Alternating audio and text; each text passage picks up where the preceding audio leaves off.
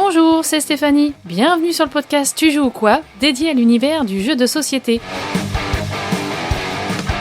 Suivez-moi, je vous emmène dans les coulisses, à la rencontre des acteurs de ce monde très créatif. Pour ce nouvel épisode, je reçois Céline et Florian Grenier, les cofondateurs de Greux Games. Ils ont créé leur maison d'édition en 2018 à Grenoble pour d'abord se faire plaisir. Distribué par BlackRock Games, leur catalogue compte déjà près d'une vingtaine de jeux, dont Cyrano, Lockdown, Dany, Nidavellir, Supercats, Roa et plus récemment The Artemis Odyssey et Hamlet. Rencontre avec deux véritables passionnés, toujours pleins d'envie et d'idées. Alors je suis à PEL cette année et en compagnie de Florian et Céline de Greux Games. Voilà, ça fait plaisir de vous rencontrer. Bienvenue sur le podcast Tu joues quoi. Bonjour. Merci, bonjour. Voilà, l'idée c'est d'en savoir plus sur Greux Games que vous avez fondé donc tous les deux déjà en 2018. Comment est né ce projet dans votre tête à tous les deux? Alors voilà, maintenant la question c'est pouf pouf qui commence. Je compléterai. Ouais, ça marche, ok, très bien. Du coup, alors l'idée de Greux Games est née tranquillement en 2017. On en avait marre un peu de nos boulots respectifs. On allait avoir un petit garçon et on se posait plein de questions sur la suite. Céline a été comptable dans une société et moi j'étais médecin légiste. On a pas mal tâtonné en fait. Moi j'avais déjà créé 2 jeux en tant qu'auteur. On se posait la question de savoir si on se lançait dans l'autorat. On avait fait des projets, des protos en commun. Le temps de création était trop long. C'est-à-dire qu'en fait si on faisait ça, il fallait attendre 2 ou 3 ans avant d'avoir des fois des retours sur des signatures potentielles qui n'étaient même pas assurées en plus.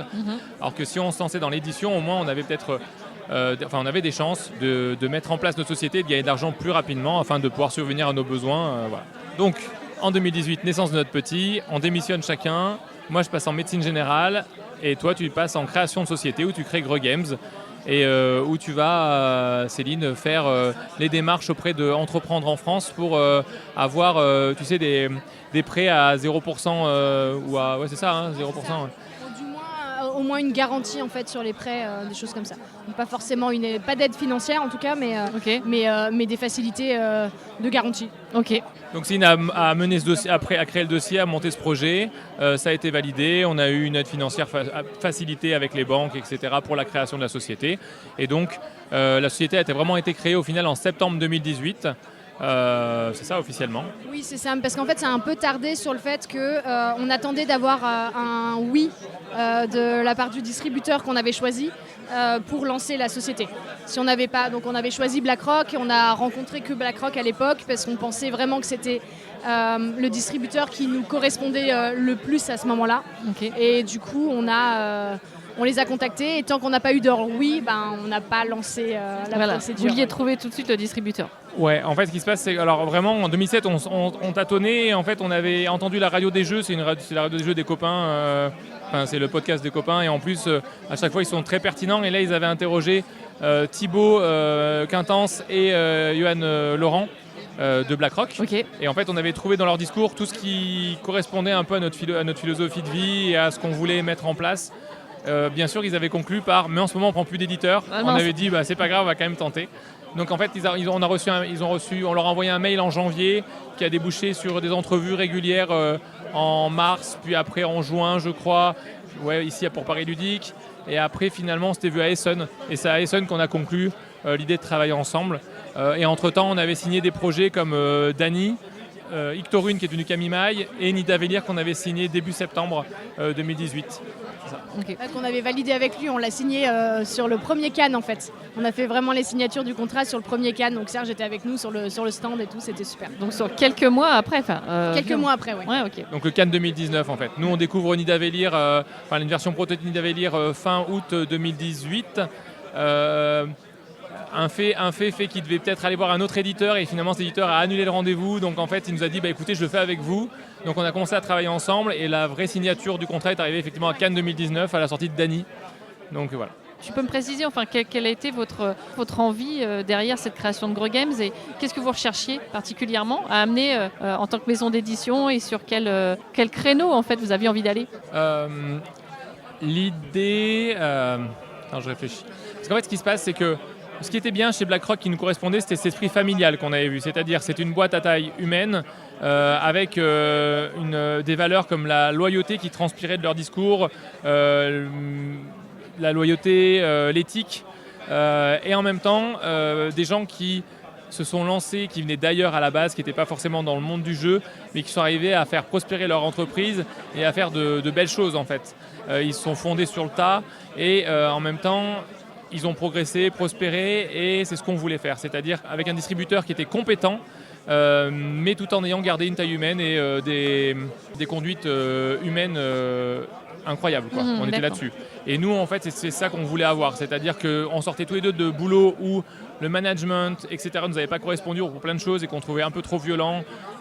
Et on voulait retrouver une paix, une sérénité de se dire ok, on va travailler pour se faire plaisir, pour nous, on va créer une société familiale, on va mettre les valeurs qu'on veut et on laissera rien de toxique venir impacter ça, en fait, c'est ça. Ok, je comprends. Voilà. Après, pour la création de jeux, il y avait déjà beaucoup de jeux, c'était compliqué. L'idée, c'est d'arriver à quelque chose qui se démarque, quelque chose qui sort de l'ordinaire, mais qui en même temps était dans l'air du temps. Donc c'était ça là-dessus. Et c'est après, effectivement, de toute façon, en développant nos jeux, en rencontrant des auteurs, en jouant à des protos de plus en plus, qu'on a trouvé notre petite patte et les choses qui nous plaisent vraiment, comme dans Nidavellir ou dans Roa, ce type de jeu où, en fait, il y a toujours quelque chose qui est en commun, c'est un plaisir immédiat, de la frustration un petit peu, mais juste ce qu'il faut pour mettre en évidence toute la récompense qu'on a en jouant. Et en fait, il y a beaucoup du coup de plaisir et d'envie de revenir à ce jeu. Voilà. Donc tu vois, c'est ce genre de sensation qu'on a envie de mettre en avant dans nos jeux. Ok. Et alors, donc la répartition des rôles, alors Moi, je m'occupe, en fait, je suis la présidente de la société. Waouh. Donc, c'est moi qui m'occupe vraiment de tout ce qui est administratif. Donc, tout ce qui est administratif sur la société, mais aussi tout ce qui va être le rapport avec le distributeur. Donc, oui, distributeur. Après, tout ce qui est export aussi, donc relation avec les partenaires et avec BlackRock Export. Je vais avoir aussi tous les lancements de production, gestion du planning de production, des transports, de toutes ces choses-là. La gestionnaire, quoi. Et puis les festivals, organisation pour les festivals aussi. Ok. Tout ce qui est organisationnel et gestion. Oui, c'est ça. Okay. Je n'ai pas trop changé en fait par rapport à ce que je faisais. Enfin, tu as utilisé tes tellement compétences. différent, mais en tout cas, j'ai utilisé mes compétences parce que j'ai été comptable, mais j'ai été aussi responsable en qualité, sécurité, environnement. Du coup, c'est beaucoup de tableaux, beaucoup de planning, beaucoup de choses de ce genre-là. Et du coup, ça me sert vraiment dans mon travail actuel. Et en plus, c'est plus plaisant. Et tu trouves du sens là, vraiment aussi. Un peu plus de sens. Ouais. Ok. C'est ça. Et donc toi, Florian, tu es le dénicheur de talent, tu cherches. Ouais, moi, je suis plus dans le sourcing effectivement des jeux. Alors, comme moi, je suis dans la société, il y a Céline qui est à temps plein, donc elle fait beaucoup de choses. Elle gère également la boutique, elle gère plein de trucs.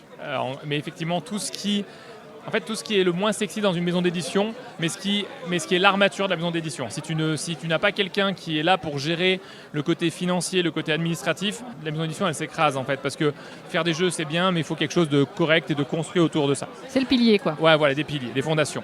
Moi, effectivement, je suis plus dans le sourcing.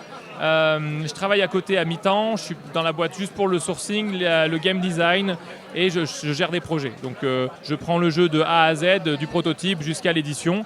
Et pour ça, je suis accompagné d'une personne qui s'appelle Valériane Ollet, qui est graphiste et salariée à temps plein de Greux Games. Dès le départ, elle a été dans l'univers Greux Games parce que c'est elle qui a créé le logo. Elle était en freelance à l'époque. Pendant un an et demi, elle restait en freelance. Et puis quand Greux Games a décollé et qu'on a pu du coup lui demander plus de choses et la salarier, c'est ce qui s'est passé. On l'a salariée. D'accord. Donc moi, c'est surtout le game design, le jeu, le prototype, le développement. Voilà. Donc Greux Games, là, c'est 3 personnes. 2 personnes, un peu plus ? Alors un tout petit peu plus, parce qu'en fait, on a Camille Bonnard qui est un ami à la base et qui nous suit depuis le début en fait. Qui était avec nous sur notre premier Essen quand on a démarché des partenaires. En tant que Greux Games, ouais. En tant que Greux Games, okay. Voilà. Et lui, il travaille vraiment à temps très très très partiel parce qu'il a un autre travail à côté aussi. Et en fait, il nous fait nos traductions. Ok, bon, ce qui est quand même très important, oui. La traduction. Ah oui, c'est sûr. En fait, il est britannique d'origine, donc il nous fait les traductions, il gère tout ça. Et en fait, c'est des traductions qui sont en général dédiées à rester en interne, qu'on transmet à nos partenaires étrangers. Et à partir de ces traductions anglaises, eux, ils font leur version allemande, espagnole, italienne. Voilà. Alors, le catalogue, là, il est composé maintenant de combien de titres et combien de jeux, ouais. Bah là, on a un catalogue qui est quand même qui est pas mal. Hein. On a Dany, Supercats, Octorage, Nidavellir, Connectim, Camimai, Danis fait des films, Fragment Haute Sphère, tac tac tac tac, Cyrano, Roi, Maintenant, The Artemis Odyssey. The Artemis Odyssey, on a Singveli Ridavol, Et les grignettes. Les Grignettes. En plus, l'auteur est très bon en plus. Bah oui, il faut le dire. Ouais, c'est lui, hein, Bah oui, faut bah, le dire, j'ai bien je le dis compris. quand même. Hein. Des fois que. Et attends, et Là, après, c'est on un a- produit pur Gros Games, ça, on peut le dire. Ouais, les Grignettes, Voilà. c'est pur Gros Games et c'est pur aussi grenoblois. Donc les boîtes sont faites à Saint-Marcelin, dans pas loin de Grenoble. Le tissu est fabriqué, le tissu est imprimé et découpé, etc., mis en place à Sassenage. C'est à 3-4 km de Grenoble. Ouais, c'est ça. Alors pour les auditeurs qui ne connaissent pas, tu peux décrire c'est quoi le concept? Le concept des Grignettes, c'est une bannière en tissu imprimé que tu peux afficher chez toi pour la décoration, mais qui te sert également à jouer. C'est un jeu de discrimination visuelle où tu vas devoir retrouver des petites créatures qui sont cachées dans la bannière. Et pour ça, en fait, tu as une application qui les affiche au fur et à mesure dans un temps limité et tu dois les trouver dans un temps imparti, quoi. Voilà. Ok, et du coup, c'est Olé, c'est ça qui a fait le graphisme? Alors, le En graphisme, c'est toujours Valériane Olé. Mais l'illustration, il y a Camille Chaussy et Oli, qui est l'illustratrice de Roa, qui a travaillé sur Les Grignettes et sur Roa quasi en même temps. Ouais, voilà, c'est ça. Elle nous a fait aussi une gamme de t-shirts, Oli. On a des Ok. t-shirts gris avec des ours ou des lions. Et voilà. Et c'est vrai que ce qui est sympa avec les gagnés, c'est on l'affiche chez soi et c'est à la fois de la déco et à la fois un jeu. Ouais, tout à fait, ouais. Comment on concilie sa vie de médecin généraliste avec le métier d'éditeur? C'est quand même un peu aux antipodes. Ouais. Parce que moi que tu aies joué au Docteur Maboul quand tu étais plus jeune. Comment dire? En fait, alors il faut s'organiser, c'est pas toujours facile. En fait, le métier de médecin est assez chronophage, mais j'arrive à bien m'organiser, à essayer de séparer les deux. On fait comme on peut. Des fois, il y a des semaines où ça se goupille pas comme je veux, et des fois, voilà. Mais en général, on arrive à se débrouiller. Après, je bosse beaucoup le soir, du coup, quand même, parce qu'il faut que je fasse du travail, et souvent, j'ai pas eu le temps de finir la journée, donc on travaille pas mal le soir encore. Mais tout ce qui concerne Gros Games, c'est quand même du plaisir, donc. C'est pas une Voilà. sensation de travail, quoi. Ouais. Alors, Ça en fait, dépend. au bout d'un moment, avec l'accumulation, tu sens bien la fatigue, mais en tout cas, mais c'est toujours du plaisir. Donc, Et est-ce que tu as sourcé des auteurs en consultation? Ouais, ça arrive que des fois ça chevauche un peu les voilà. Mais, ouais. Alors Gros Games, je vous ai pas posé le nom, après la question, mais voilà le nom. Forcément, ça vient de quoi? Le nom de famille, ça vient de Grenoble, ça vient de... Oui, c'est à peu près C'est ça. ça? Ouais, Ouais. nom de famille Grenier, on vient de Grenoble, mais aussi le fait que ce soit Greux parce que c'est un ours notre logo. Ouais. Voilà. Et puis un R, c'était non. 2 R, c'était pas joli. Du coup 3 R, c'est pas mal. Voilà, c'était plus graphique. Ouais, c'est ça. Et après en fait tout le monde appelle la ville de Grenoble Greux en fait aussi. On vient de Greux, etc. Enfin c'est comme diminutif de sûrement certaines villes ont. Et donc ça fait que ça matchait bien avec notre origine géographique, notre nom, les surnoms qu'on avait aussi, etc. Donc voilà. Et alors comment ça se passe? Donc voilà, là je suis jeune auteur, j'ai envie de proposer mon travail. Comment on procède pour le sourcing justement dans des concours de proto? C'est au contraire, on prend des rendez-vous, ça va être à Cannes ou ailleurs? Je pense que c'est très très varié en fonction des gens. Nous, chez Gros Games, il y a vraiment deux types de sourcing. Le sourcing actif, le sourcing passif. Actif, c'est moi qui, en regardant les retours sur Internet, des fois, en voyant des protos qui peuvent me faire de l'œil, ou alors des auteurs que j'aime beaucoup, je les contacte. C'est assez rare, mais ça peut arriver. Après, souvent, ce qui se fait naturellement, c'est comme j'ai plein de copains auteurs, quand on est à la maison, ils sortent un proto, ou quand je suis chez eux, ils sortent un proto, je dis « Ah, c'est vachement bien ça !» Et puis derrière, ça peut déboucher sur une signature. C'était le cas d'ailleurs de Nida Vélir. C'était Serge me l'a montré en fin de soirée en me disant « J'ai un jeu sur les nains, je vais te montrer si tu veux. » Je fais « Ouais, vas-y. » Et puis derrière, c'est parti comme ça. L'autre façon, c'est passif, c'est-à-dire que en fait, on prend des rendez-vous lors des festivals et les gens viennent et me présentent leurs jeux. Je réfléchis un peu au niveau Gros Games. J'ai l'impression que Gros Games, c'est plutôt des rencontres qui font qu'on signe des jeux. Par exemple, pour le jeu Roa, Johan Goupil, j'avais rencontré peu avant. Il m'avait dit « Ah, ce serait bien qu'on se voit un jour ». Il est venu à la maison pour me montrer un jeu à deux qui était bien, mais j'ai pas eu de coup de cœur pour celui-là. Et puis il m'a dit « Ah, mais sinon j'ai un autre jeu que je viens de finir, c'est avec Théo Rivière. » Théo que je connais très bien. Et il m'a dit « Je te le montre ». Et en fait, c'était Roa. Donc direct, on a joué, coup de cœur. Et puis c'est parti derrière. On fait plusieurs parties. Puis après, on leur propose un contrat d'édition. Donc l'idée c'est d'abord de se rencontrer. Parce que chez nous, le truc, c'est que ça passe beaucoup par l'entente humaine, ce qu'on dégage. Ça fait que nous, on le dit tout le temps. Et en fait, le jeu peut être le meilleur du monde. Si la personne, on n'accroche pas avec cette personne-là, on ne va pas le signer, le jeu. C'est important quand même de se dire ça. C'est qu'après, on va travailler ensemble pendant des mois, voire des années. Et il faut que ça se passe bien. Il ne faut pas qu'il y ait de problèmes particuliers. Voilà. Et ça peut être dans les deux sens. Ouais, quoi. on revient au côté taille humaine que tu disais tout à l'heure, et rencontre et familiale. Quoi. Voilà, on essaye ça match. Quoi. Tout à fait. Alors raconte justement un petit peu peut-être l'histoire de Nid d'Avenir. On peut peut-être parler de ce jeu-là qui est un de mes jeux coup de cœur aussi. Tu expliquais le démarrage de cette rencontre. Tu veux que j'explique, Céline ? Ouais. Ok. Alors en fait l'idée c'est, je fais que parler en fait. Hein. Mais c'est toujours comme ça en fait. Tu prends pas, tu parles tout le temps et après tu dis que c'est moi la pipelette en fait. Ça vient d'une scène de ménage en direct. Bon, j'avoue, c'est moi qui lui file le micro à chaque fois. Non mais vas-y. Voilà. On devrait filmer en fait, ça aurait été drôle. Alors l'idée, donc c'était à l'anniversaire d'Antoine Boza.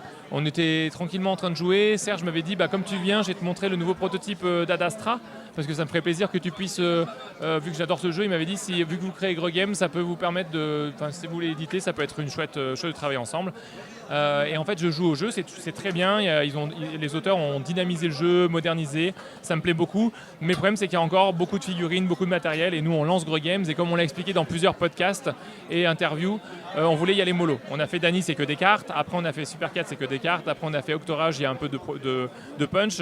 Et après, on a fait Nid d'Avenir qui mélange les cartes, les punch, etc. Mais ça nous a permis d'apprendre, ainsi que Valériane, comment ça se passait avec une usine, de ne pas faire de blagues et pas avoir de pain et d'erreurs, surtout sur nos premiers jeux, parce que par méconnaissance de la façon de mettre en place les fichiers ou des choses comme ça. Il fallait prendre confiance aussi petit à petit. Tout à fait. En sachant qu'à chaque fois qu'on envoyait les jeux au départ, là c'est encore le cas, mais beaucoup moins, mais on serrait vraiment les fesses de se dire, est-ce qu'on a tout fait bien ? Est-ce qu'il n'y a pas d'erreur quelque part qui s'est glissée ? Est-ce qu'il n'y a pas un picto qui va sauter avant de passer à la pression ? Donc là, je lui dis ça, il me comprend très bien, il me fait bien sûr. Il me fait et tout, avant d'être couché, si tu veux, j'ai un petit jeu de nains, ça plaît pas mal. J'ai un rendez-vous avec un éditeur déjà bien installé, mais si tu veux. Je fais allez, vas-y, on y va. Sur le coup, je me dis, un jeu de nains, franchement, juste toi, le jeu des nains, ça me donnait pas trop. Ça te parle pas, toi, ça me parlait en fait. pas trop. Ouais. Mais dès qu'on joue, directement, je me dis, il y a un truc, c'est fou, quoi. Là, je me fais hyper par le jeu, quoi. Ah, Céline, j'étais pas là ce jour-là, en fait, je suis arrivée que le lendemain. Et du coup, il m'a appelé le soir, il me fait, Céline, demain, la première chose que tu fais, tu arrives, tu joues au jeu des nains, parce que c'est top et je l'adore. Et du coup, j'ai joué direct et moi aussi. T'as été conquise aussi ? Oui, j'ai été conquise. Okay. Qu'est-ce qui vous a conquis, justement ? La fluidité du jeu et les sensations. Il y a beaucoup de choses qui ont changé après, mais ce côté, tu vois, le coin building était déjà là, même s'il n'avait pas cette forme-là. C'était des petits jetons carrés bière. D'accord. J'étais toujours dans une taverne, mais c'était de la bière, du coup, et avec des valeurs dessus que tu allais échanger, etc. Il n'y avait pas encore ce concept de les pièces dorées retournent dans le trésor royal. En fait, on gardait toutes nos pièces devant nous. Donc à la fin, on avait pas mal de pièces, mais c'est également des scorings de fin de partie. Mais le trésor, il n'y avait pas de zone de trésor, mais il y avait une zone où les pièces étaient posées qui se vidaient au fur et à mesure. D'accord. Ok. Serge m'a dit, si ça vous plaît autant, moi ça me fait plaisir que vous puissiez garder le prototype, y jouer un peu chez vous et me faire des retours. Donc c'est ce qu'on a fait. Combien de parties on a fait, mais avant même d'avoir signé et qu'ils nous confirment ou quoi que ce soit, on a fait un paquet de parties, juste parce qu'on l'aimait en fait. Et vous y avez fait justement des retours déjà finalement là pour améliorer des choses Alors améliorer je sais pas, mais on avait dit, on lui faisait des petits retours, on essayait d'être le plus pertinent possible, faire des retours pour faire des retours ça servait à rien, mais je crois qu'on lui avait fait des retours rapidement sur le fait que ça peut être rigolo que les pièces reviennent dans la zone, que moi c'est pas moi qui ai édité pour l'instant, mais que le truc bière ça me parlait pas, j'aime pas qu'il y en a de l'alcool dans les jeux, j'aime pas tout ça. Je préférais mettre des pièces pour faire côté or, nain, ça marchait bien. Ouais. Et en fait, ce qui se passe, c'est que 2-3 semaines après, il devait avoir un rendez-vous donc, avec cet éditeur qui aurait sûrement signé le jeu, je pense. Et finalement, en fait, ils ont annulé. Ils ont eu un souci, ils ont annulé le rendez-vous. Et donc, il m'a appelé en me disant, écoute, c'est annulé. Vous, ça fait 2-3 semaines que vous me faites des retours qui sont plutôt pertinents, qui ça me plaît. Je vois que vous êtes très, très motivés. Ça me fait plaisir. Et ben, on travaille ensemble. Et donc là, on est parti sur le jeu à fond. On a fait beaucoup de parties de test. Et on a signé le contrat à Cannes 2019. Vous deviez avoir la banane là pour le coup. C'était fou, c'est trop bien en fait. Ouais, c'était trop bien. Puis de toute façon, la relation avec Serge à ce moment-là, c'était évident en fait. Juste l'équipe, elle marchait très bien. Voilà. En fait, ce qui était fou, c'est que moi, j'ai connu Serge, j'avais 23 ans, 24 ans. Et j'étais un peu en mode fanboy, en mode j'ai rencontré Serge Lager, c'est fou quand même, voilà. Ouais. Et je m'étais toujours dit, si un jour je peux travailler avec lui, c'est fou. Et en fait, dans les premiers jeux Gros Games, on a eu l'opportunité de signer avec lui, donc c'est taré en fait. C'était un des premiers objectifs, ouais. Un des rêves de jeune homme. Ouais, c'est ça. Et en plus, je pense que ça se voit quand on voit Nidavellir qu'on a pris énormément de plaisir à travailler ensemble. On bossait beaucoup à distance, mais 2-3 fois par an, on se réunissait pour bosser 4-5 jours ensemble, soit chez lui, soit à la maison. Il y avait notre petit rendez-vous quotidien l'été chez lui pour travailler sur les jeux. Donc il y a eu Nidavellir, Singvellir, Idavol. Il y a une version coop qui était prévue, qui est en stand-by pour l'instant parce que j'arrive pas à ouvrir la boîte pour tester pour l'instant. Et alors, on a oublié une étape quand même importante qui a fait aussi le succès du jeu, c'est forcément les illustrations. Et alors, comment s'est faite la rencontre avec Jean-Marie Minguez et le travail derrière, le travail de collaboration. Je crois qu'aussi là-dessus, Serge, il a été vigilant. Oui, et en fait, c'est grâce à Serge qu'on a découvert Jean-Marie Minguez parce qu'il avait travaillé avec lui sur Mare Nostrum. Et en fait, il avait envie de retravailler avec Jean-Marie et du coup, il nous l'a présenté et on s'est dit, oui, pourquoi pas, en fait, ça peut être cool. Et donc, on est parti là-dessus, on a fait les essais et puis on a signé le contrat. Et Zou, on a monté toute l'équipe, quoi. Voilà, et ça a matché. Oui, tout à fait. Et ça matche toujours, d'ailleurs. Ouais. D'ailleurs, il était avec nous sur le stand tout à l'heure. Bref, il suit vraiment... Il y a d'autres projets avec vous, peut-être ? Oui, en fait, l'année prochaine, on sort ce qu'on appelle pour l'instant les super mini-box. C'est des petites boîtes transportables partout pour jouer avec des jeux soit à 2, soit à plusieurs. Et donc c'est un de mes jeux à moi qui l'illustre, qui s'appelle Dans l'ombre des 5 royaumes, et donc illustré par Jean-Marie, donc gros kiff, parfait. Ok, on reviendra à l'occasion pour parler de ce jeu avec tous les deux, pour le coup ça peut être chouette. On peut peut-être juste parler de vos envies futures, de vos projets, les jeux qui arrivent bientôt, ceux à venir, sur lesquels vous travaillez déjà. Il n'a pas écouté la question. Si. J'attends de voir parce qu'en fait il y avait une table où il y avait besoin d'animateurs et je regardais si les animateurs voyaient, mais c'est bon, c'est parfait. En fait c'est Thomas Favrelière qui nous sert d'animateur. Merci Thomas. Merci Thomas. Thomas Favrelière, l'auteur d'Alvéola qui est sur le stand de Toumanta à côté et qui vient répondre à une question de personne pour Nidavellir. Super. Parfait, super. Pardon.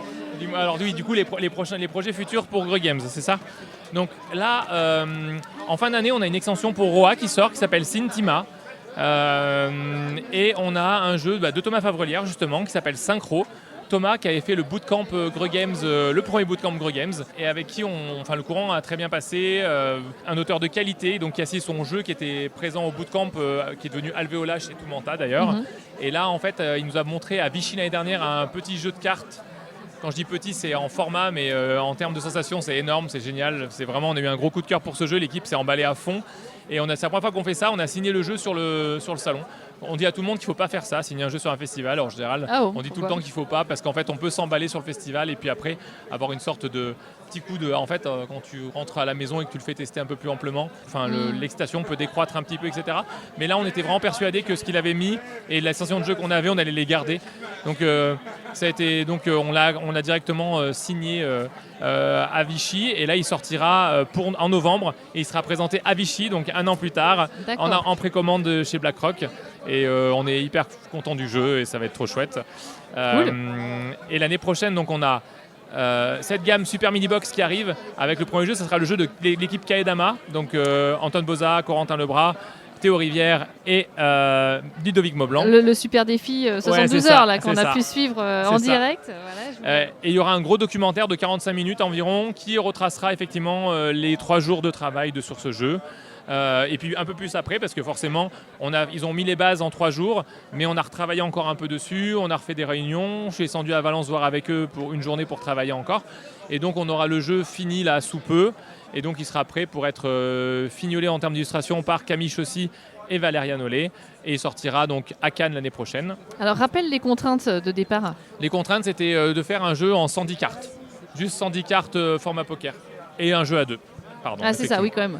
Un jeu à deux de 110 cartes. Elle ne parle pas, mais elle sait. C'est pas négligeable. Ouais, mais c'est ce qu'il disait tout à l'heure. Je suis là pour le reprendre si ça va pas.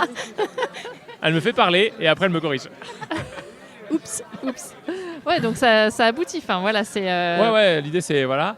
Après, donc dans cette gamme, on a Dans l'ombre des 5 royaumes, qui est un jeu que j'ai créé, illustré par Jean-Marie Minguez, et on a Les Forgeurs de Terre, c'est un nom qui est peut-être final, mais on ne sait pas trop encore, et qui est illustré par Valériane Ollet et qui arrivera aussi dans l'année. Et en fin d'année, on a un autre jeu qui arrive. Alors on a soit en fait on ne sait pas encore lequel ce sera soit un jeu de Jérémy Belzon, qui est également qui est grenoblois et qui était également au Bootcamp Gros Games. C'est un jeu qu'on a signé après le Bootcamp Gros Games. Et peut-être, il y a le jeu de Corentin Lebras et Jonathan Favogodal, qui s'appelle Panthéon pour l'instant, qui devrait arriver également dans cette gamme. Donc c'est une gamme en fait qui va avoir plusieurs jeux qui vont sortir assez régulièrement. Ok. Et Du coup, on peut revenir sur le fait de sourcing. On a aussi beaucoup fait du sourcing avec les gens du bootcamp au final. Alors justement, oui. On a signé des jeux, mais pas forcément les jeux qu'ils nous avaient présentés au bootcamp. Mais en tout cas, après, ils ont créé des jeux et ils nous les ont présentés. Mais là, pour le coup, voilà, le fait de se rencontrer, ça a créé quelque chose, une émulation. Et en fait, on a facilité, ça leur a facilité l'entrée un peu dans le monde du jeu, parce que non seulement nous, ils nous ont présenté des jeux, mais on les a aussi orientés vers d'autres éditeurs. Et comme on a fait avec Thomas Favrelière, on l'a orienté vers Toumanta et ils ont signé le jeu. Et du coup, on a fait ça un peu avec tout le monde, tant qu'on a pu en tout cas. C'était une première, ça, juste le bootcamp. Pour me permettre, Toumanta, je crois qu'on les a pas orientés vers Toumanta. C'est Toumanta qui a trouvé tout seul Alvéola. Ah, c'est vrai ? Ouais. Ok, mais on connaissait les deux, du coup. Et en fait, c'est sur le deuxième bootcamp où Toumanta a intégré les listes d'éditeurs chez qui on envoyait les gens. C'était si tard que ça. Ouais, c'est si tard que ça. Tu vois, il te corrige aussi, en fait. Oui, t'as vu. Non, parce que là, en fait, je préfère rendre à César ce qu'il y a à César, c'est-à-dire que effectivement, le jeu de Thomas Favrelière, qui s'appelait Queen Bee à l'époque, était top, etc. Enfin, vraiment un top niveau. Il a gagné des prix, mais en fait, c'est Toumanta qui l'ont sourcé suite à ça. Peut-être sorti du bootcamp, les prix qu'il a gagnés, mais en tout cas, c'est eux qui sont allés le sourcer et qui l'ont rapporté. Ouais, voilà. Et alors, l'idée du bootcamp, c'est né comment ça ? Parce que c'était un peu nouveau, d'ailleurs, de cette idée de transmission et en même temps de brainstorming sur quelques jours, justement, pour ressortir des choses. En fait, j'ai discuté avec Adrien Ribeiro. Adrien Ribeiro, c'est quelqu'un qui travaille pour nous en freelance sur la communication. Il fait nos vidéos. Et en fait, on discutait de certains concepts à mettre en place et il me disait, mais qu'est-ce qui t'a manqué, toi, quand tu étais jeune auteur ? Et je lui ai fait une liste de tout ce qui m'avait manqué, de tout ça. On a brainstormé. Il m'a dit, mais on pourrait mettre quelque chose en place pour les aider. Et en fait, je me suis dit que c'était effectivement ce qui manquait actuellement. C'était important qu'un éditeur, et surtout qu'en plus, nous, on avait aussi moi, j'étais éditeur et j'avais été auteur. J'avais cette expérience des deux, de me dire qu'on pouvait peut-être transmettre des connaissances qui, en très peu de temps, allaient leur permettre de gagner des échelons, en fait. C'est-à-dire que moi, j'ai mis 10 ans pour arriver à un niveau de connaissance du milieu, etc. Alors qu'eux, peut-être qu'en 4 jours, on pouvait leur en donner quasi autant et éviter qu'ils perdent, pas vraiment, mais qu'ils ne mettent pas 10 ans à faire ce que moi j'ai fait en 10 ans, d'accord ? Ouais, c'est le coup de pouce, quoi. Le coup de pouce, voilà. Donc il y avait notre vision d'éditeur, mais il y a aussi, on avait Théo Rivière qui était intervenant dans les bootcamps et du coup il pouvait aussi montrer, lui il a sa vision parce qu'il a travaillé chez des éditeurs, mais en plus sa vision d'auteur.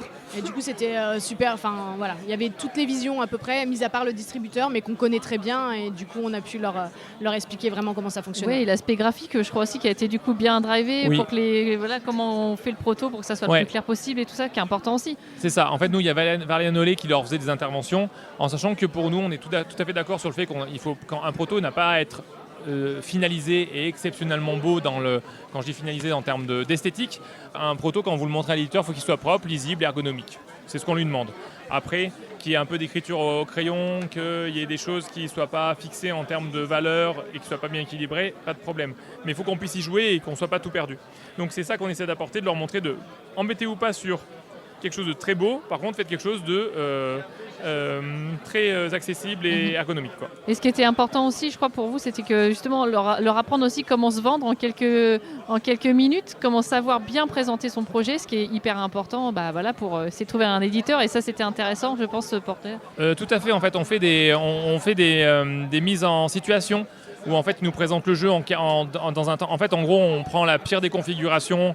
En 15 minutes, ils doivent nous présenter un prototype alors que les autres regardent. Donc c'est vraiment le truc, voilà. C'est l'horreur, ouais, c'est ça. Mais en même temps, on essaie de bien intégrer ça dans une bienveillance, que les gens ils aient pas peur de le faire, de bien comprendre que c'est l'exercice et qu'on fait exprès de faire. Moi, que je fais beaucoup de sport, Céline aussi a fait beaucoup de sport, hein. Voilà. Mais l'idée, c'est de... Parce que Céline a fait JO, en fait, de Turin en short track, qui était une équipe de France de patinage de vitesse. C'est sérieux comme information? Ouais, c'est vrai. Oui, c'est sérieux comme info. Même s'il a l'air de faire une blague, c'est vrai.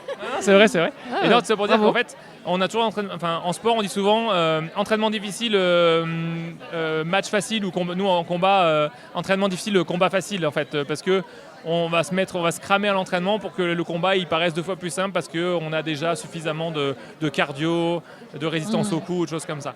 Et là, l'idée, c'est de dire, ok, vous êtes dans la pire situation possible, mais on va voir ce qu'ils vont en ressortir. Et souvent, en fait, il sort beaucoup de positifs.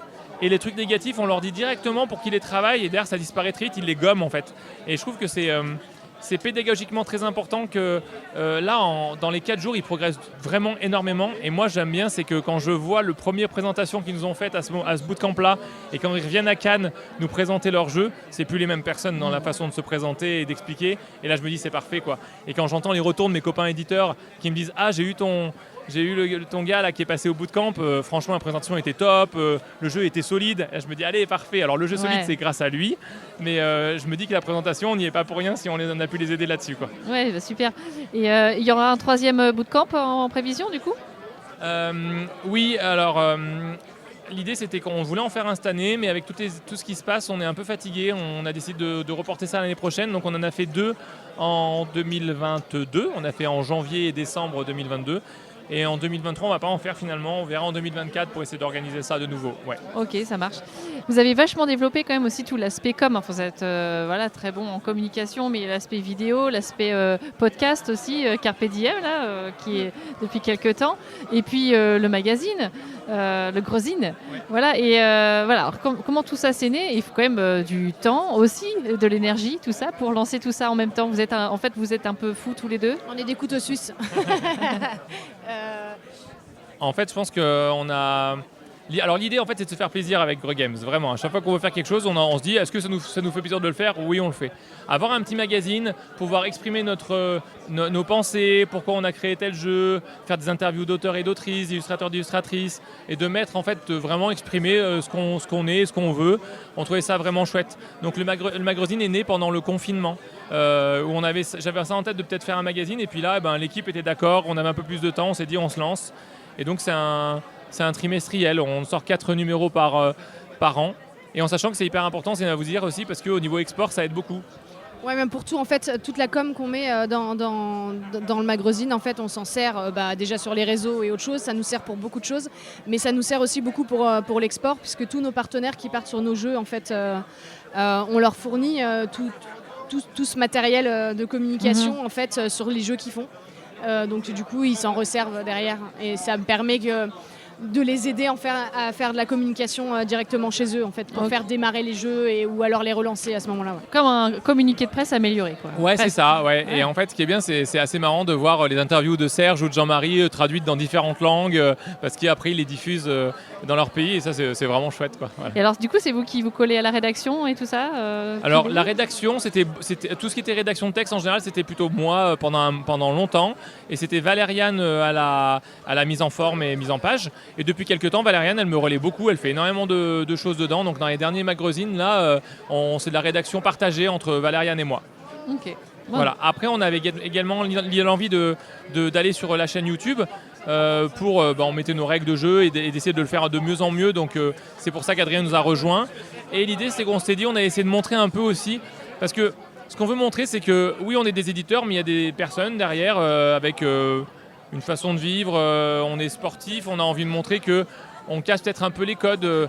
Souvent, quand les gens entendent jeux de société, ils voient des geeks qui font pas grand-chose à part jouer. Et donc, on voulait montrer qu'on peut faire plein de choses dans la vie et qu'on a le droit de jouer, de se faire plaisir, mais aussi d'avoir d'autres passions, d'autres envies, de faire du sport.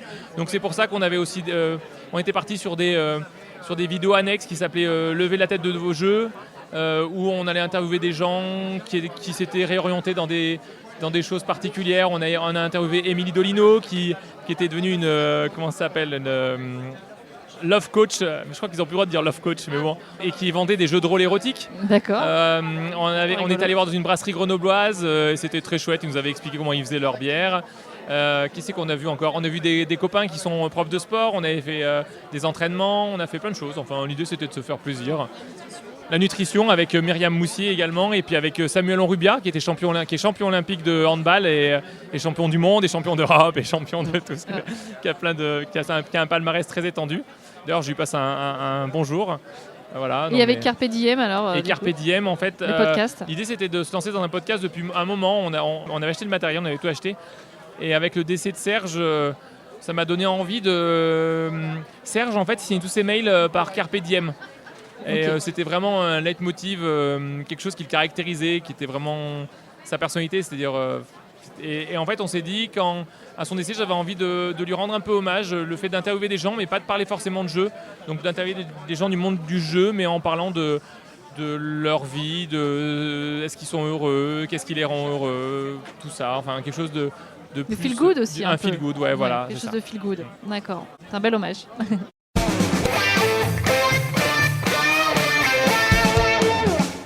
Alors, si tu étais un mode de jeu, tu serais solo, coopératif, compétitif, semi-coop, et pourquoi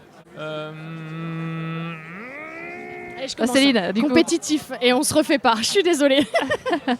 J'adore le coopératif aussi, mais quand on joue à des jeux, on me dit tout le temps que je suis très compétitive. Okay. Alors, je vais pas écrire compétitrice. Oui, c'est vrai, effectivement. Je vais pas écraser les autres pour autant, hein. C'est juste que du coup, quand je fais quelque chose, je le fais à fond. C'est pas une sportive pour rien, du coup. Ouais, voilà. Pour gagner. Ouais, pour gagner, je fais tout pour gagner. Si je gagne pas, c'est pas grave. Mais en tout cas, j'aurais tout fait. Voilà. Pour pas avoir de regrets. Voilà, pareil pour les jeux. Non, je veux dire compétitif aussi. Compétitif, ouais. Ok. Si vous étiez une mécanique de jeu, laquelle seriez-vous ? Moi, je vais dire le draft. J'adore ça. En fait, avoir les cartes qui tournent, avoir des choix, ça me rend fou. Donc, draft. Ok. J'ai le droit de dire coin building ? Bah, du coup, oui, carrément. Ouais. Bah, carrément. Fayotte. Un peu. Bah ouais, mais en même temps, c'est une belle mécanique, c'est vrai. Et si vous étiez un illustrateur de jeux de société ? Oh, pauvre jeu. Mais du coup, alors attends. C'est dur ça, hein ? On va se faire des ennemis là. Non, attends. Non, vraiment, si j'étais un illustrateur de jeux de société, oh là là, la colle. Je connais beaucoup trop d'illustrateurs, illustratrices trop cool. Je vais dire Camille aussi. Trop tard. C'était la trop tard, c'est moi. Non, moi aussi. Bah, vous avez le droit de dire la même. Pas au niveau illustration parce que je suis vraiment trop naze. Non, mais ça n'a rien à voir. Mais c'est juste que si tu peux avoir le talent de quelqu'un. Ah oui, voilà, le talent de Camille. Céline. Non, mais c'est juste que du coup, c'est tellement une belle personne. Moi, c'était ça que je voulais dire en fait. D'accord. Okay. C'était plus la personne que je pensais que les illustrations. Même si elle est parfaite. J'adore ces illustrations. Elle est parfaite. Mais j'ai pas. Parfait. Elle a un talent. Elle sort les rames. Ouais, je suis désolée, je me suis un peu embrouillée. Et alors, c'est juste pour savoir si vous avez quelqu'un à me proposer pour un futur podcast, une idée de quelqu'un à interviewer, que ce soit auteur, illustrateur justement, un autre éditeur. Thomas Favrelière ?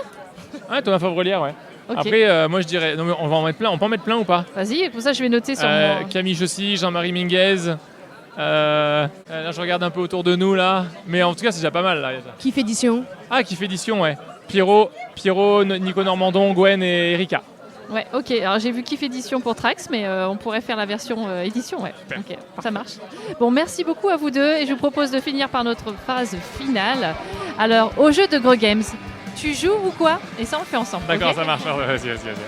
Au jeu de Gros Games, tu joues ou quoi ? J'espère que cette interview du duo de Gros Games vous a plu. Merci pour vos commentaires réguliers et bienveillants sur les réseaux sociaux comme YouTube et Instagram. Le prochain épisode sera consacré à l'auteur prolifique Théo Rivière. Pour ne rien louper, n'hésitez pas à vous abonner au podcast sur la plateforme d'écoute de votre choix. Rendez-vous avec plaisir dans 2 semaines.